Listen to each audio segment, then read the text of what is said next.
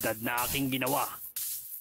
Nakakahiya mang aminin, pero mayabong na ang mga kulot kong buhok bago ko pa nakabisado ang unang antas ng abilidad na kaya niyang gawin.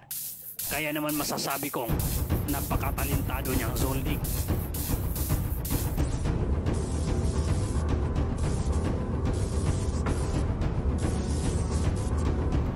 Isa sa mga kasamahan mo ang papunta ngayon dito. Ang hindi niya lang alam, kanina pa nag-aantay sa kanya si Kamatayan.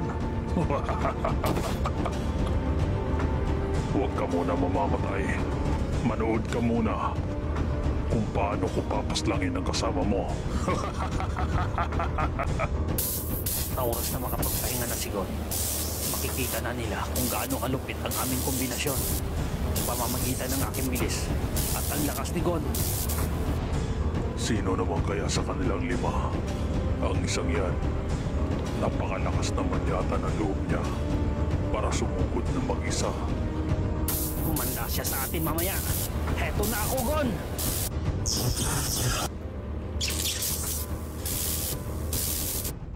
Zig, alam kong nagulat ka sa batang yon dahil nagawa niyang gamitin ang abilidad mo. Oo, totoong nagulat ako at namangha ako sa batang yon. Pero ang mas ikinagulat ko ngayon ay paanong alam mo na abilidad ko ang gamit-gamit niya ngayon. Pasensya ka na kung ganun, Zig. At kung hindi ako nagkakamali, ang abilidad na ginamit ni Killua ay masyado pang mabagal kumpara sa abilidad na kayang gawin ng katawan mong yan ngayon. Tama ba, Zig? Tama ka nga dyan, Jing. Pero teka lang, masyado naman ay yatang malalim ang kaalaman mo patungkol sa abilidad kong yon. Paano nangyari yon?